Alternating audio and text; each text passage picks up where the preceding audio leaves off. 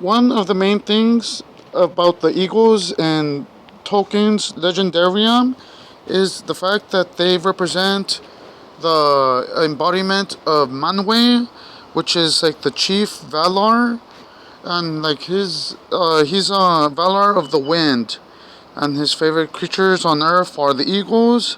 And every time the eagles show up, it's always like the pivotal moment, and only because all of good has already done its part. Like people always say, oh, they should have just taken the eagles straight to Mount Doom. Oh, the eagles should have taken the dwarves and Bilbo straight to the Lonely Mountain, because at the end of both stories, the eagles show up and they more or less save the day. So that's again, it's another way of showing how, alright, good, the higher powers of the world will only more or less show themselves once people have already put in the effort, once they're like in the pivotal moment. Because again, that's what happens in the Battle of the Five Armies. Once all the dwarves and the elves and the men and follow Gandalf, they all like they were about to fight each other, but now they unionize against the goblins and the wargs. So once that happens, oh, the eagles come in.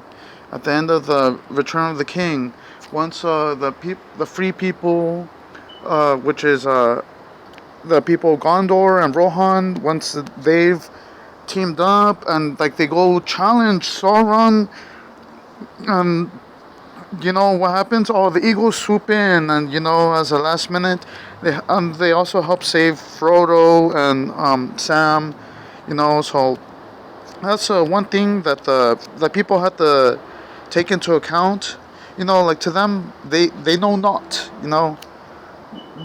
They all know that the eagles are the physical representation of like the Valar, and the goodwill that the Valar still do hold for the free people of Middle Earth, but that they weren't gonna do all the work for them. Once they've shown that they're uniting for good, they're working together for good. At the pivotal moment, the eagles show up and save the day. This has been a Tolkien Tuesday. I love talking about Tolkien lore. A Tolkien